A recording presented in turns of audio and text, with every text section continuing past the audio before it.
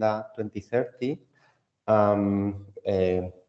It is a pleasure to have with us today Fermín Serrano, who is the commissioner for the Agenda 2030 of the Government of Aragon since 2018, coordinating all regional policies toward the Sustainable Development Goals. He has previously played other roles at the confluence of science, policy, society, art, and innovation, especially in the domain of citizen science. For example, he has been expert advisor to the European Commission since 2014 and executive director of the Ibercivis Foundation between 2012 and 2018. In this webinar, Fermín is going to present us an overview of the Agenda 2030 from international to local scales and its implementation in economics, environmental, and social sustainability. The regional commitment with the SDGs is increasing sustainable competitiveness in Aragon, so this the autonomous community of Spain, and he's going to introduce the regional approach as well as specific measures such as funding opportunities, monitorization and evaluation of progress, or specific strategies for different sectors. So please, Fermín, when you want, you can start. Well, thank you very much, Joaquin. Thank you very much, all the organizers. It's my pleasure to be here with you. Thank you very much for sharing your time. I am happy to share today my experience on working for the SDGs, for the Sustainable Development Goals, in a position which is very curious. I am working, as Joaquin said, at the regional government of Aragon, in one autonomous community of Spain, since 4 years ago. I had my personal career in the scientific domain for 12 years. But my president called me and said, "Do you want to come help us to how to do things?" I said, yes, I couldn't say no. So I have my mind with your own interests and career, but I'm more than happy to be where I am now. So I would like to present my perspective so that we can discuss how are we managing to achieve or not to achieve, to manage frustration and these kind of things. Okay, let me start sharing my presentation. In the meantime,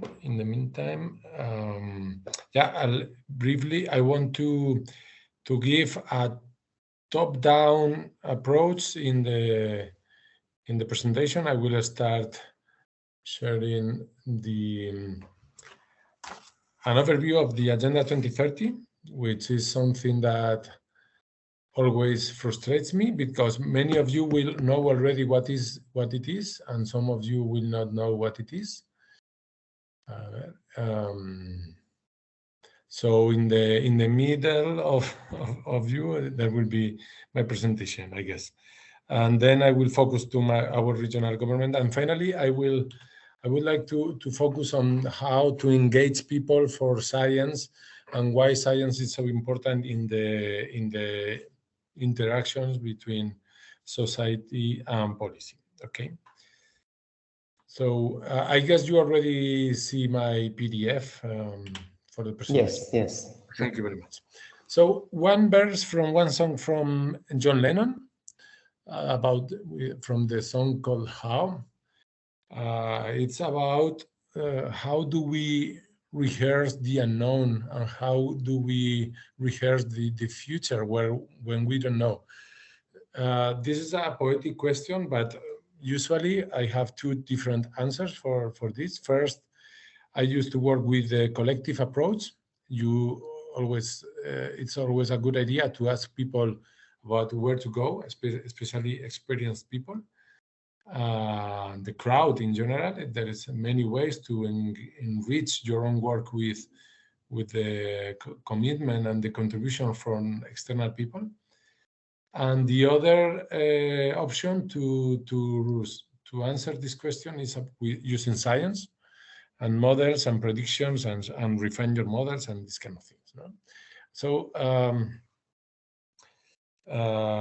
this is one of the key battles today, or two key battles in today. In geostrategy, there are two different positions. Most of the countries are working for the collaborative approach, for the multilateralism, and for the rules-based international order. But other people want to go for the isolated approach. And of course, there is also a huge trend towards fake news and fake policies. So it is at the very core of today's risks. Okay. I have to admit, I am computer science. I studied computer science in Zaragoza here and did Erasmus in Switzerland. This is one picture from my last exam I had some years ago. I always consider technologies and innovation for social good and cooperation for social good. So there is also a twofold position facing any transformation, and we are facing many economical and social transformation. And I have to admit, I'm always positive for the possibilities of working together, right? This is just a metaphor. So we are facing a lot of huge trends and risk at global scale. Sorry, I didn't translate this, but I guess you will understand. Emergencies, biodiversity loss, increase of inequalities, overexploitation of finite resources, the level of toxic and pollutants in our airs, in our waters, it's hyper complicated, and so on and so on. And one of the, at the end, at the bottom right corner, I have that we don't have time to reflect, to work, to do things as we would like to do. But we have to find it. It's very important. So this week we had one report, one of many reports saying what are the risks that we are facing at global scale. I wanted to share this from World Economic Forum regarding the first column, the 2 years major risk at global scale. I wanted to point the number 5, which is the erosion of social cohesion and societal polarization. Again, this is hyper complicated, and social networks and the lack of time to address science and scientific research or scientific approach towards media communication and so on, it's leading to huge problems. We are facing it's happening in Brazil with strong difficulties, right? But this is not new, and this is one graphic from one socioeconomist from Italy about the future we do not want, and you can see many curves here. The most important for me is the curve painted in black, the population. We always we are very happy that we are more people in the world and we are living more than ever. So one of the advantages of this social of the public system is that we are living more and better. But of course, it leads to higher consumption in transport, in fashion, in energy, in food, and so on. And the rest of elements of the system has been modeled by this guy, and you can see this is just a model, okay? The evolution of population, it is expected to decrease in thousands of millions of inhabitants of the planet Earth in the future decades. And unfortunately, the line which is not dotted, the regular line, has been the observed trend. So it is something to consider, right? It is not an option. It's my point. You cannot do it because of ethic or aesthetics or whatever. It's the key issue to live more and better in a sustainable world. That was the major approach for the United Nations. In 2015, they managed to agree with all the countries in the Assembly the 17 Sustainable Development Goals, which is a framework for everybody to work with and to adopt to your own reality. I guess you are very familiar with the look and feel and the different SDGs. I would like to highlight some things that first, some achievement of the Agenda 2030. First is the level of interrelation between SDGs has been very useful to address complex problems in not a simple manner, so that we all understand the interrelation between energy, gender equality, and environmental systems, right? It is much easy to transmit to other people when you have SDGs in front of you. Of course, it is a compass, like we would like to get there, despite we will not achieve all the SDGs, of course. But it is important to have all the same framework in both hemispheres, in both rich and poor countries, in both public and private sector. This is hyper important, that we all share same language, okay? So another achievement was that the framework of sustainability is not anymore a thing of I don't know how to say it in English, but it embeds together the different dimensions of sustainability: economical, social, and environmental, which is already an achievement by itself. I remember when I did my studies, like this is the NGOs style, this is the economic and pro-industry style. No, it is not the case anymore. Even the highest capitalists, even all the governments understand that we need a strong basis for our society and for our development, rather than economic development. And everybody is now engaged on this. I have to admit, I don't know if it is because of the Agenda 2030 or because BlackRock and other funding and financial institutions are leading this way. But again, I would like to highlight, this is not an option anymore. So whatever you do, understand the three dimensions in a regular basis, these three dimensions. So I said Agenda 2030 is voluntary, and that's one of the strengths and the drawbacks of the agenda, because it is not a mandatory plan, a checklist that you have to achieve, or you won't be according to the law or something like that. So everyone adapted as they want. Imagine what is happening in China or in Russia or in Brazil at this moment, right? So, but we are Europeans, and we need to focus on what Europe is doing. And Europe, especially since the last mandate with Ursula von der Leyen in the presidency, has strongly committed with sustainable development to play a major role, leading by example, how we understand the economic development and social cohesion and so on. So all the policies in Europe are leading towards SDGs at this moment, especially through this strategy called European Green Deal. I guess you know the different dimensions, from energy to agri-food systems and so on. But the important thing is that it is our own, we understand our European values of democratic positions, of sustainable competitiveness and so on. It is an added value for our economy, okay?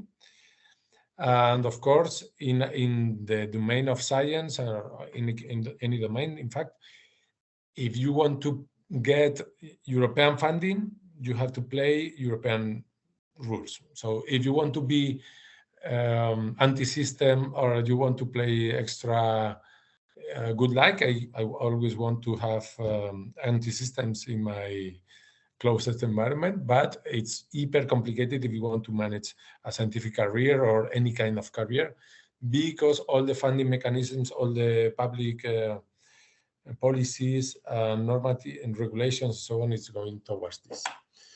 Especially, I would like to highlight the Next Generation Europe mechanism, which is it's totally aligned with what we are talking now. First, it was a different solution towards the crisis, in this case towards the health crisis because of the pandemic and the recovery. All the countries in July 2020, they decided to go together and to get extra funds for public policies and for public investment. And they got 750 billions additional with the Eurobonds. And those, there were split among the state members depending on their effects because of the pandemic. And it was a kind of agreement. If you want this money, you have to accept and accelerate all the recommendations that Europe is giving to each country with the European semesters. And you have to address these 4 lines that you have here. Green, social, and economic cohesion, more resilience, and these kind of things that we are talking. But the first thing is that we go all together and we invest more money to achieve the desired impacts in our economy towards the green and digital transition. So in the case of Spain, I am somehow coordinating all this plan at regional scale, and it's going very well. Our country is the first country in the level of investment achieved on reforms and so on. So far, so good. But of course, it stresses a lot the public administration. I guess many of you are also used with the different calls and funding for science and so on that we are facing. Okay. Just a quick overview. In our case in Spain, we have 4 different pillars for the National Recovery and Resilience Plan: green, digital, social, and gender, and totally aligned with the SDGs. And there are then a huge amount of investments and reform, 212. All of them split in hundreds of lines of funding and so on. It's super complicated, but again, it's a landmark. It's a milestone for Europe and for innovation in Europe, how we are managing the crisis. And I hope that this model is going to be successful and it will be repeated in the future. So focusing now in Aragon, our approach is that we understand sustainability as a responsibility for the regeneration, but also as an opportunity towards action. For those of you that do not know us, since we are always interested in attracting more talent and more investments and so on, I would like to say that here we are, and you can see in the map. The number of inhabitants is a very low populated, only 1.3 million inhabitants. Half of them are in the city of Zaragoza, our capital, which is a totally vibrant and innovative city, but the rest of the territory, it's low populated. It's rural areas, not idle. We have plenty of opportunities in bioeconomy, circular economy, energy, and so on. But you can imagine that Aragon represents the 10% of the territory of Spain and only the 3% of the GDP because of this difference of the city and the rural areas. But we are very proud of our quality of life, the security and the air quality, the competitiveness of the companies here, and the stability, the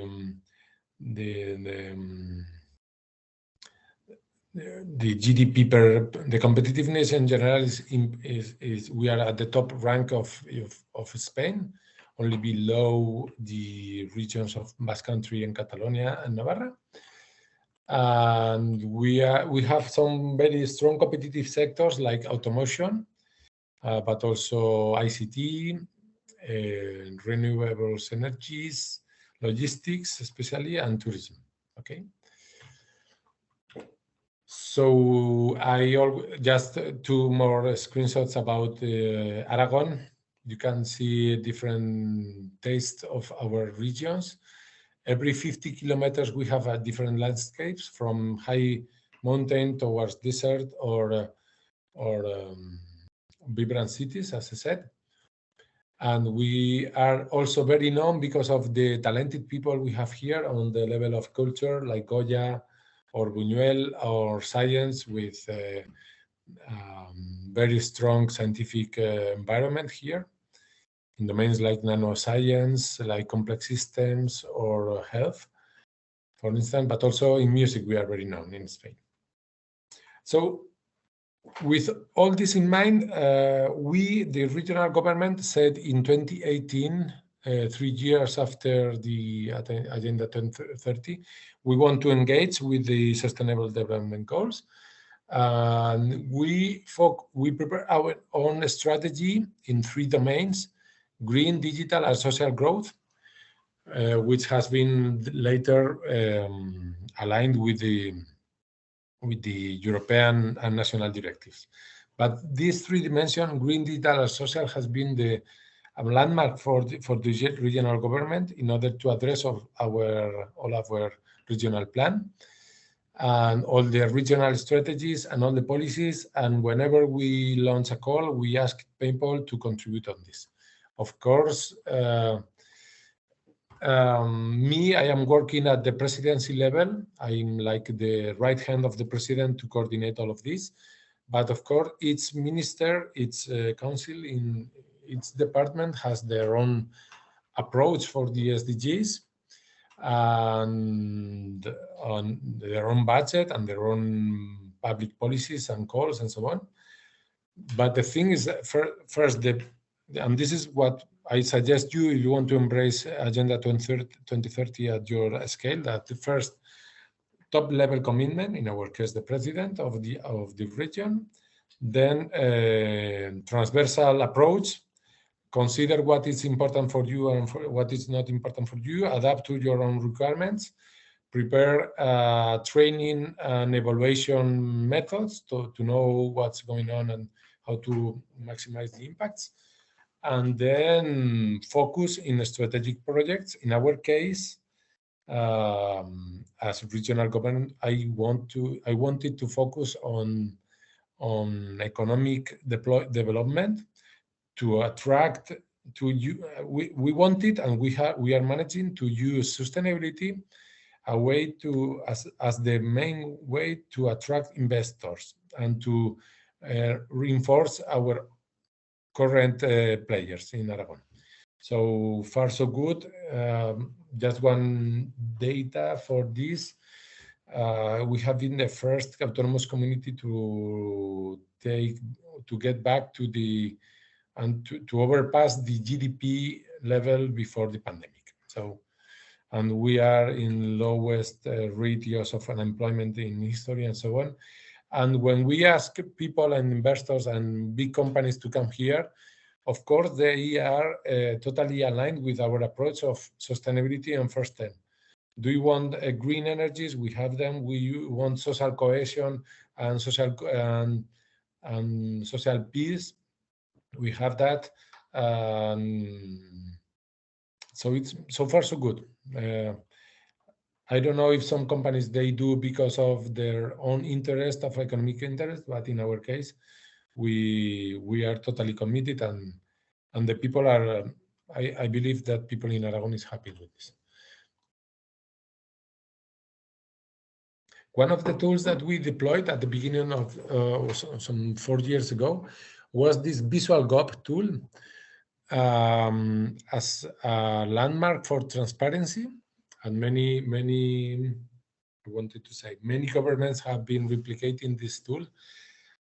You can see a screenshot of the tool. First, you can see the three agendas of our government: green, digital, and social.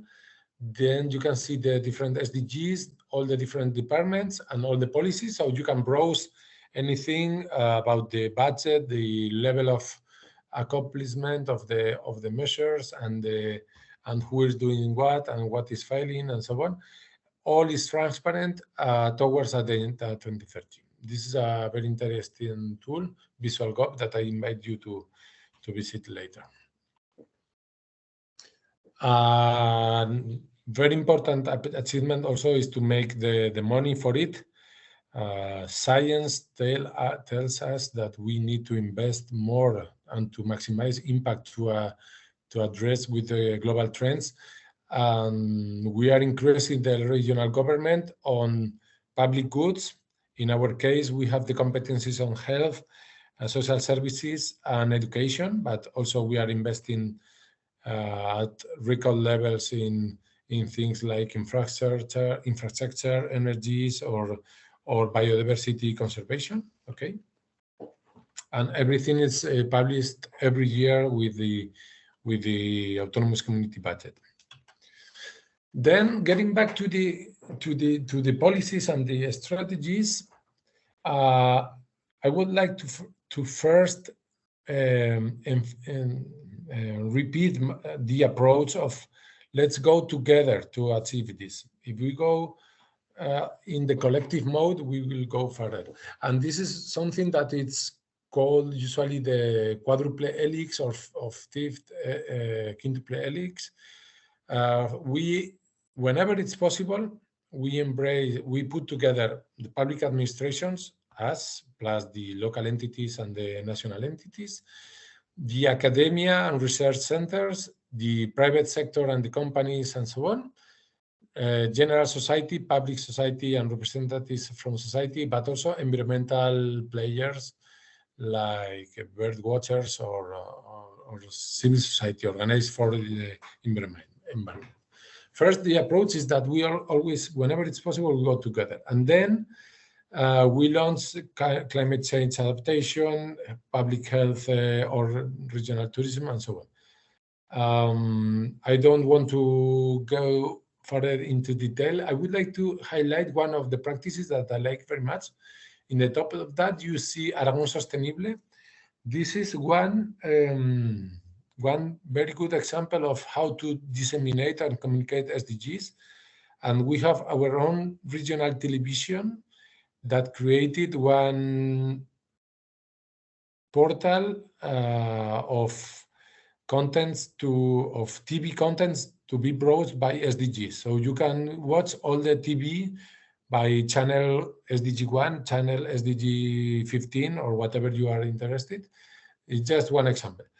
For another example, we are the first regional agency evaluating universities and research center and education at university level using SDGs in the model.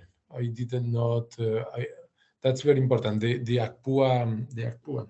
We were pioneers in that evaluation of quality at universities in Spain.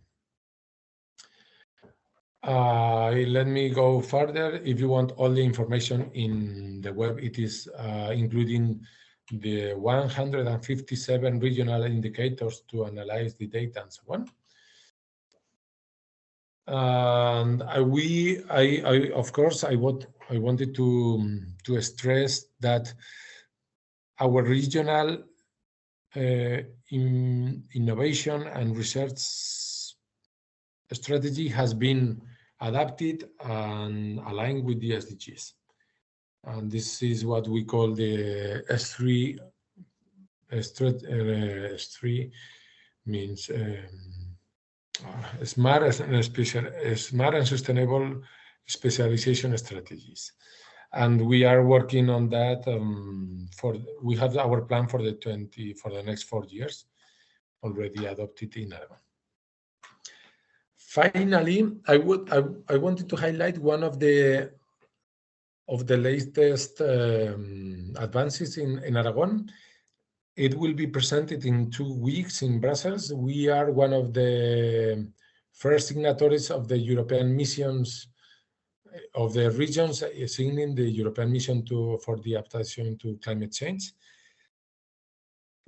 As you can see, there is a number of regions that have been selected by the European Commission to share our best practices, to share policies, to collaborate and to exchange knowledge in a new platform coordinated by the European Commission towards the adaptation to climate change. We have strong arguments here, like forest in summer, like floods in springtime, like transition funds in the decarbonization areas,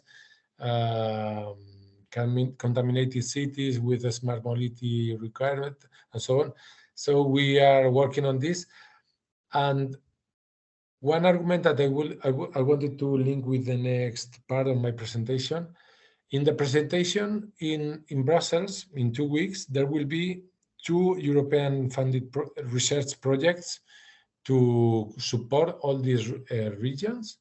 And one of that projects is called Agora, and it is basically devoted to engage people in science and society and policies towards the adaptation of the climate change.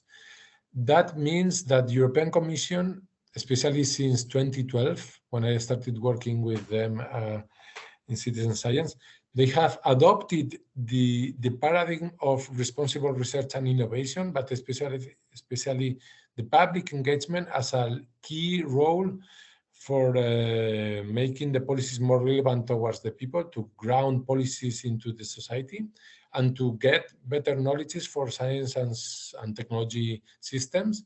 So public engagement is understood like a major role for these European initiatives, and I want you to get your focus and get more used to this. Okay, this is what I used to say. It's called citizen science. Citizen science was a generic term 15 years ago or 20 years ago. Was very it was not used at all, and now it's quite common. And I have to admit, I did the coordination and I wrote the white and the green papers for Europe. So I spent many time promoting this community. I would like to stress first my personal approach towards citizen science, and I think it is very important for you as researcher or pre-researcher or future researcher or future teacher to translate. I want you to this is one slide of one physicist from Sapienza University in Rome. We were talking about supercomputers and how the different architecture of the supercomputers needs different approaches for scientific problems, and how it is required to transmit the intellectual revolution. And I believe that this question, that can we get intellectual revolution, is still pertinent for the sustainability or for the collective approach. We need to understand digital society. We need science to get back to model and to experiment and to validate our models with the data carried from the digital society to be more relevant and to be more pertinent and to be more human. So my point is, can we understand fully citizen science to address the problems that the Agenda 2030 manages? First of all, there is a huge, in the last 20 years, there have been a lot of studies, guidelines, toolkits, and frameworks, and association toward for any researcher willing to embrace citizen science. I share here one of the last studies we did for the European Commission, understanding all the policies on environmental policies, how did they were affected by the public engagement,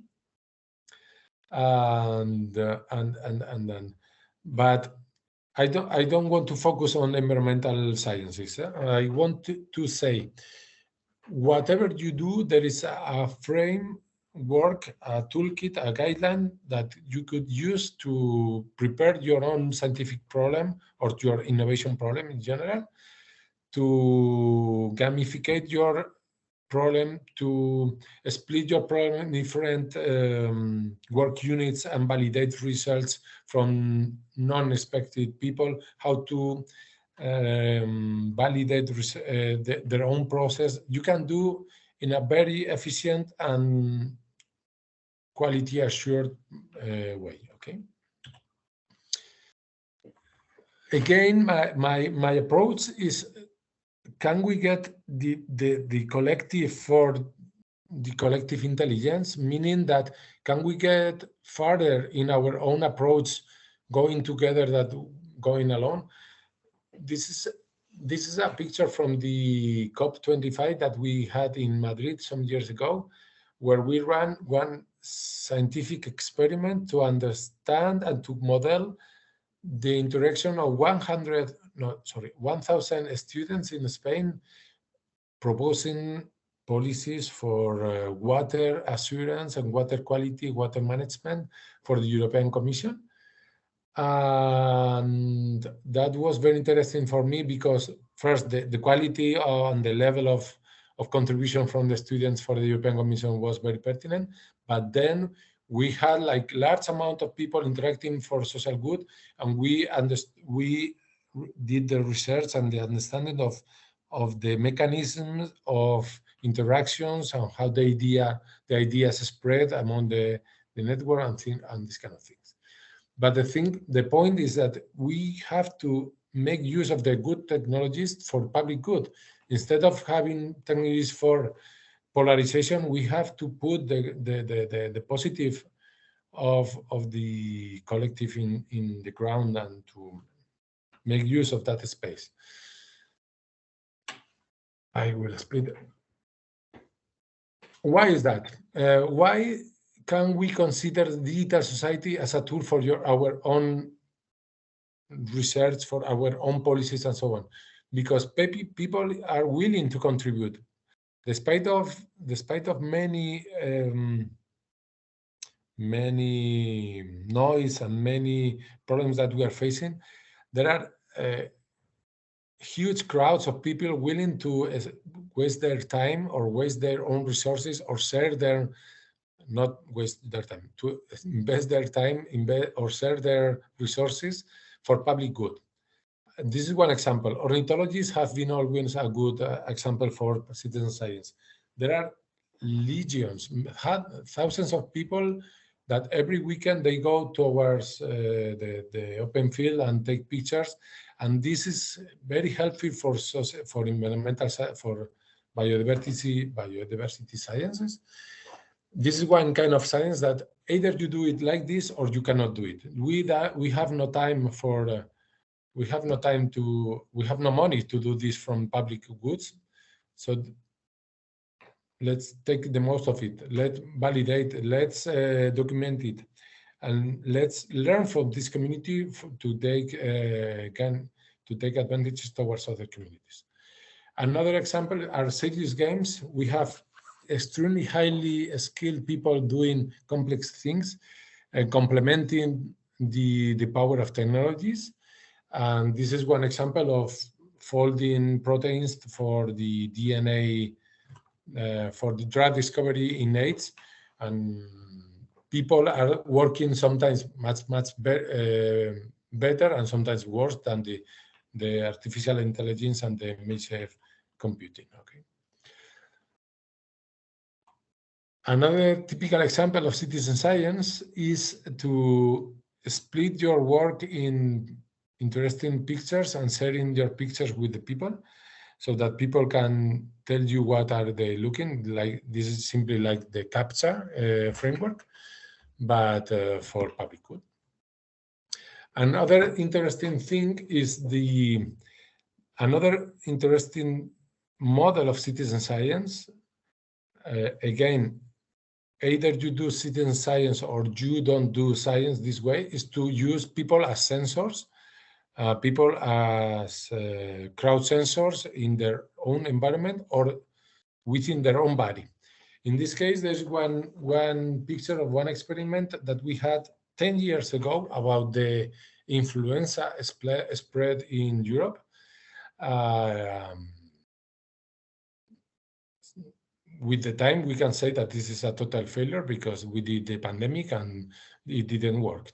But at that time, we wanted to highlight that the public data from the official institutions were totally equivalent for the pandemic evolution, according to with the data collected in our own platform, asking people with email, are you having symptoms?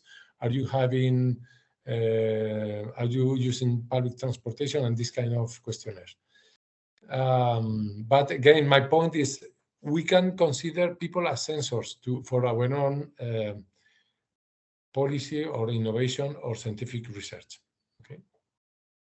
Of course, the do it with others, the Fab Labs and the web labs, multimedia labs, whatever public labs and community-based research is very important. I've been talking now for the one model of citizen science where scientific professionals ask people to help them, but there is another way around where people with their own problems and with their own interest, they want to and they need to embrace scientific models to raise their hands to provide scientific evidence for public action, especially for public administrations. So it is very important for us to give them the tools and the methodologies and the resources and the laboratories. So there are a number of, as I said, Fab Labs or scientific museums or hack events, multimedia events, pop-up events, where people are doing science in a crazy manner like this one. This was one experiment, preparing one satellite towards the stratosphere to collect data in the field and to know what is happening. This was the first edition.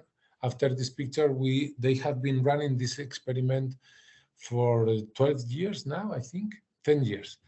So it is very important, again, understanding that volunteers, that people at home, that students can do research in the stratosphere with very low cost equipment, okay? And another key issue for me, when you open to the people, it takes a lot of time, it takes a lot of effort, it takes courage to go out of your comfort zone and to break your silo, because it's required to be open-minded, that you will get with volunteers and people from all different domains. And for this, I wanted to highlight the role of arts and humanism, because artists, they have a complementary skill set that we, the engineers of the researchers, we don't have. They are very good. Imagine futures that we cannot imagine. They are very good making tangible artifacts and understandable realities that we suffer when we want to translate policies or research outcomes and so on. So artists are very good with tangible things, right? So again, this is another of our regional policies. We want artists to play a major role in innovation systems. We want artists to be placed in the R&D departments and laboratories in industrial sectors to make innovation more sustainable, more humanist, and more relevant for the future. Of course, we have, well, I will split this. I wanted to finish sharing some of the future actions at European level for citizen science. Getting back to the mission, I would like to remember you. Whatever you are going to apply for at European level, either Horizon Europe programs or either research project or Creative Europe or any funding mechanisms or support, please reflect and consider in advance how do you work for the SDGs, And coherently, how do you work with public inclusion and public engagement? For that, citizen science is a key strategy. You can see the different topics and missions and flagships and calls that where the European Commission will engage for the using citizen science as a topic for the evaluation. I have to admit, I've been evaluating European projects for 10 years now also, and I've been experiencing how the level of applicants towards public engagement is higher and higher. So again, my point is, if you know how to do it, perfect, go ahead. If you don't know, go and find the different frameworks, toolkits, guidelines, and support institutions that are plenty at regional, local, or international level, and please embrace this. So that was my slides. I want to finish now my presentation, and please start the dialogue if you want. Thank you. So thank you, Fermín, for your inspiring presentation and for your insights. So we have now some time for questions. So please feel free to open your mic and to put on your camera, or you can easily put your question in the chat.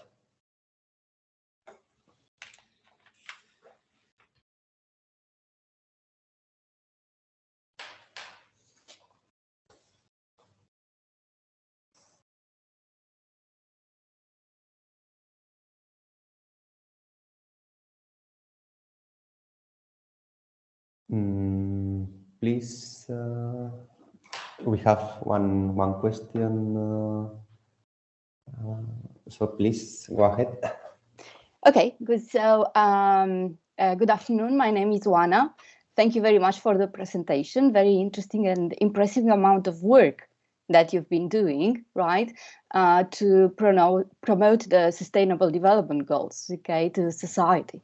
I'm really impressed in the amount of work and orientation towards citizen science.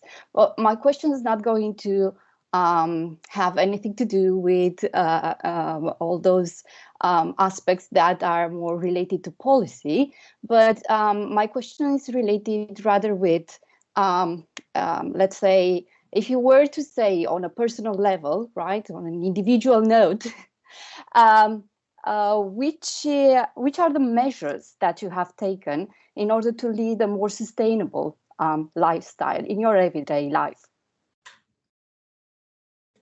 At personal level, as well, I have many examples. First, the fashion consumption, the food consumption has radically changed for many reasons. First, because now I earn more money, I have higher salary, so I can afford the different price level of ecological eggs or not ecological eggs. That's one example.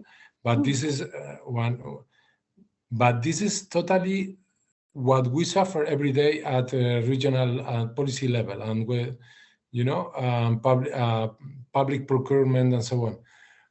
Of course, sustainability, it's expensive, and we want to change all the buses or all the trains, all the floats of the, I don't know how to say float, la flota, all the vehicles of course it is expensive.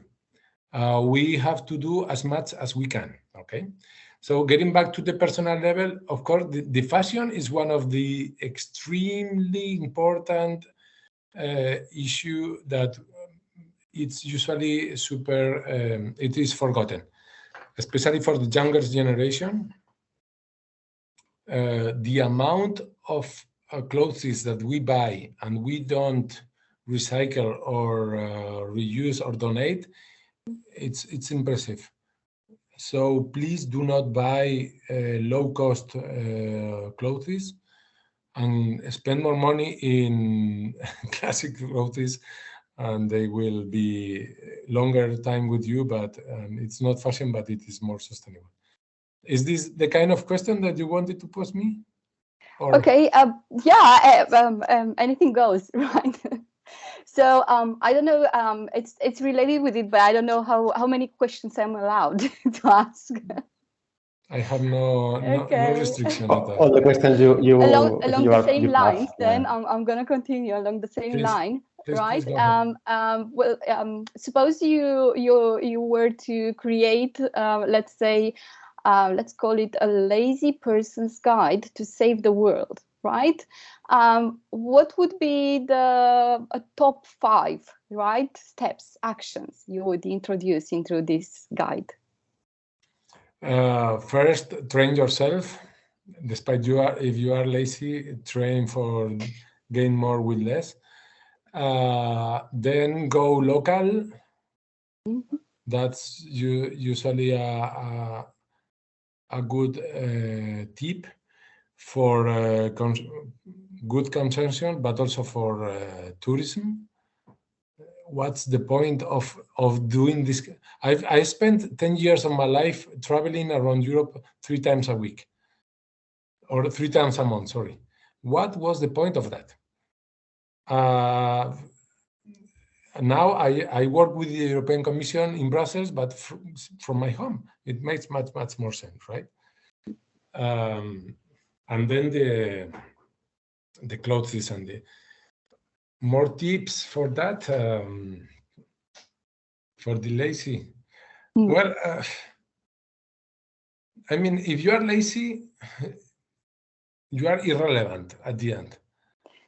Yeah, maybe I did not explain myself. So don't worry. At the end, one of my points. Maybe I did not use the word lazy accurately. What I meant to say by lazy is basically kind of like taking small steps, baby steps towards. Yeah, right? Yeah, that's important. Yeah, but my point was, of course, we cannot ask individuals to solve large problems. So individuals can manage that's also at level of public administrations. From the European Commission to my administration, there are different competencies and at level of regulation of investment and so on. So but you have to do whatever you can. In our case, I will not solve the problem of climate change. I will not mitigate climate change, but I can work on the flood on the river to manage the flood. When a flood comes, what to do, or when we suffer forest, there are problems totally out of your scope, but the complexity of this cannot be a problem for you or a limitation for you. Whatever you do, it's well done.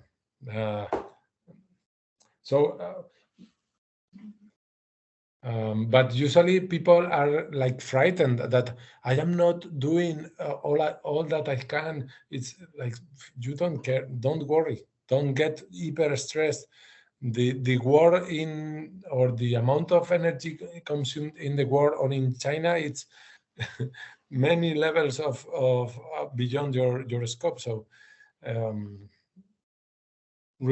so the point, in my case, I would transfer your question towards the public administrations.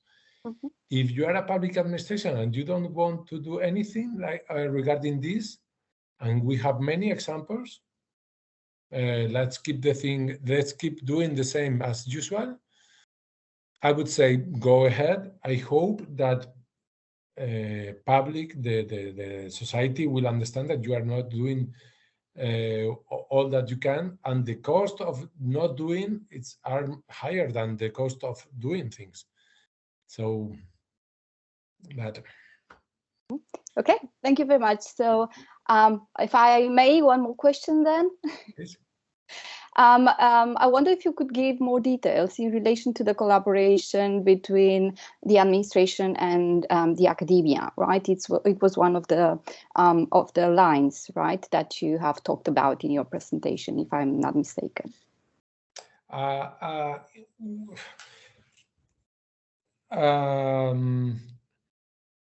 one of the lines that I am more proud that I manage personally. Whenever we do a regional meeting, usually the state of the art some years ago was, okay, we are the public administration, the local entity, the companies associations, the private enterprises association, and the union workers. So it is very important, yes, but that is not enough. So now we put the academia in all the meetings to be present, to be part of the process. Okay, that's one. So that's why I said the quadruple helix, or the, it's hyper important to bring the people at all the level, not only, okay, I have this budget, I will help you to launch this process.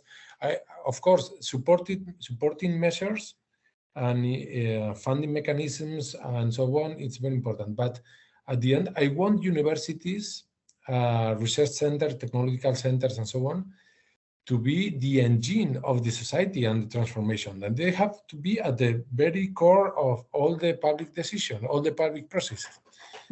This is one example. And regarding, for instance, the next generation funds here, the recovery and resilience funds, we launched a very complex process of public dialogue towards what can we do, what will we do, what will be done with all the funds in Aragon, and the university were part of the institution to get money and to launch their own projects. But I wanted them to help other private companies to get the most of those budget, and they're collaborating now because of that in many levels. So that's yeah, I would say, let's put the universities at the core of the process that you launch. And all the word now, it's called governance, right? Include research institution in all the governance process and consider them for that. Yeah, go for it. Okay, well, thank you very much. Well done, and best of luck with your work for the future. Thank you. You too. Thank you. Any other question or comment? We have now time to reflect. So I would have one. So Fermín, which tools would you recommend to engage society, to engage people? Which are the better tools to engage people in these sustainable development goals projects? It depends on your own workplace, okay? Depending on your own problem, on your own framework, you could adopt it. You could adopt my answer to you. But in general, my common recommendation is that you please try to make life easier for the audience, for the general public. And people are used to work with social networks, with Gmail, with questionnaires, so instead of deploying your own virtual reality, metaverse, whatever, it can be useful or not. At the end, easier is better. And when you want to engage with people, sometimes a Google questionnaire is enough.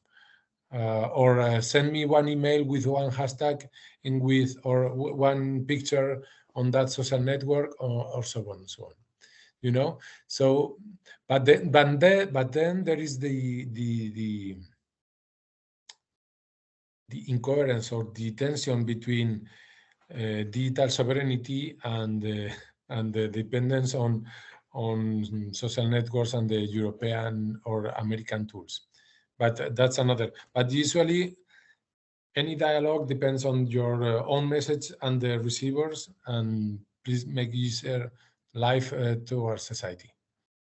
For instance, if you want to run any kind of event, it's good if you open your windows or the doors of your company up and ask people, come to my place. But usually it's better if you go where the people are. This reflection led me, for instance, one example, I did the first scientific experiment in one music festival called Sonar in Barcelona. Perhaps you know the Sonar Festival. And we did this kind of participatory experiments and so on, but said, I want to go where the people are. So, and we realized there is one music festival where with 100,000 people having fun for one weekend, I want to be there. So go there, just be bold and adapt a little bit the look and feel, adapt a little bit the message and so on, of course. But and this reflection, let me get back to the pandemic, to the what was the name? I'm trying to remember the name of the app to trace and to monitor us a sensor to get our contacts by Bluetooth and to know what could be what was the name of that? I forgot that.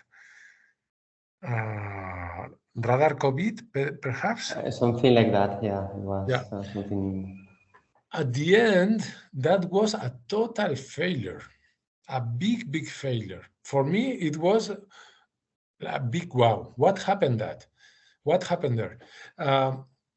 The president of the government, the ministers, all the televisions, everyone was hyper focused on the domain, in this case, the pandemic button. It was clearly for public good, but nobody did, 5% of the people or less did install one simple application, click and forget. It was hyper easy. What was the point? I think it was an extra software that you needed to install. That was again, people are hyper lazy. And perhaps if the public administration did that, that tool in other frameworks like LinkedIn or Twitter or TikTok, perhaps it worked better. That's my point. But technologically, it was not possible. So you have to be frustrated. Thank you. Related with the point of art and science that you love to combine, as even in the chapter, Spain Portugal chapter, we also organize some activities to bring together art and science. From your experience, which is the best approach for the artist to get involved in scientific projects, and how do you see as evaluator if the artists are involved in the projects? So there is any additional score or any additional benefit of including them in the evaluation criteria, or should we include something in the evaluation criteria or in the assessment of the proposals about it? Again, I say there are plenty toolbox, guidelines, scientific papers, recommendations, supporting projects, funding mechanisms to embrace art and science for artistic outcomes, for scientific outcomes, or for innovation or industrial outcomes. So there are extremely good examples already, like Arts at CERN in Geneva, like Georges Pompidou in Paris, Beaux-Arts in Brussels, Ars Electronica in Austria, and so on and so on. Sonar or in Barcelona, Laboral, Media Lab in Madrid, many places. There is already an ecosystem of that. Again, we are talking about dialogue of two different worlds. Researchers, they have their own motivations, validation mechanisms, restrictions, and so on. And artists and languages, tools, and so on. And artists, they have different, but sometimes they collide and they have the same. So again, my first tip for this: try and error. Try and keep on trying. It's like having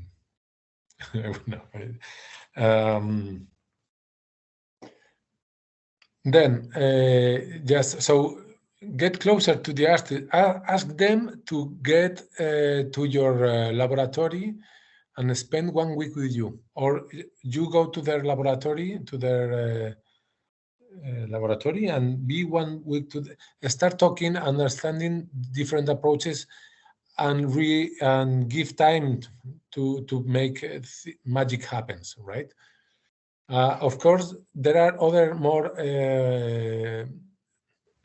formal strategies, like set up common places, common laboratories, and make artistic residencies in your own company or your own research center. Make competitions, make hackathons, make exhibitions, and so on. But that the first is get closer with the people on your environment, or with the people that better know how to do it in the worldwide, and then start doing. Thank you. Very inspiring also. For me, the problem with art and science that you can get addicted to it very easily, because it's painful because you get frustration, but you get a lot of funny things. It's just like citizen science. When you open your mind and you get the unexpected, you get a lot of thrilling and sparkling ideas. But it's my personal approach. Other people don't like that level of uncertainty. From my point of view, from my perspective, the potential is huge of bringing together art and science. And the problem, at the end, what would be the problem? That you waste time and you don't get your PhD earlier, or you don't get your appraisal or tenure or your work plan done. Well, that's one thing. But then every time more and more, the work plans are being defined, and the recognition system are being defined at European level with these kind of things in mind. So it was like 20 years ago, people in the research and in the academia doing dissemination, scientific dissemination, were like, "Wow, you do dissemination, you don't do research." No, it's not. First, you do one thing, then another. Of course, you cannot do both things at the same time, but it's more getting more and more recognized that you do both, okay, for your own scientific project. And for the artist, it is the same. If the artist, they waste time, it's okay. They will gain in the future. It will happen whenever. So don't be shy and don't worry about that. Okay. Yeah. Any other question from the audience?